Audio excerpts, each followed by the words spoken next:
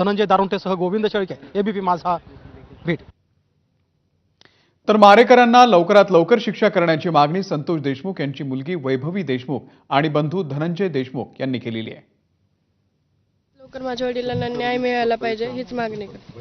तर ते जे पोलीस आहेत ते बघून घेतील त्यांचा वेळ कसा लागतोय, पण वेळ लागतोय हे सगळ्यांनाच माहिती आहे आणि हे वेळ न लागता तुम्ही लवकरात लवकर आरोपींना अटक करा आणि माझ्या वडिलांना न्याय मिळवून द्या. न्याय तर मिळालाच पाहिजे आणि जे स्लो गतीने चालू आहे हे पण म्हणजे लवकर लवकर व्हायला पाहिजे आणि लवकरात लवकर आरोपींना अटक झालीच पाहिजे. आव्हान तेच की तुम्ही सर्वजण आमच्या सोबत राहा, आपण सर्वजण मिळून माझ्या वडिलांना न्याय मिळवून देऊ आणि ही नंतर अशी जी आज घटना झाली आहे ती नंतर होऊ नये याची सर्वांनी दखल घेऊ आणि लवकरात लवकर माझ्या वडिलांना, माझ्या कुटुंबाला व सर्वांनाच न्याय मिळवून देऊ.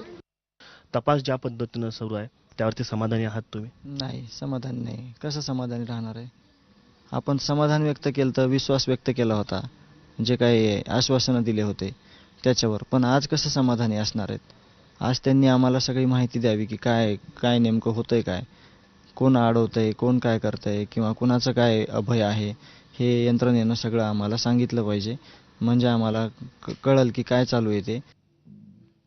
तर संतोष देशमुख हत्या प्रकरण आपण दाबून टाकू देणार नाही असा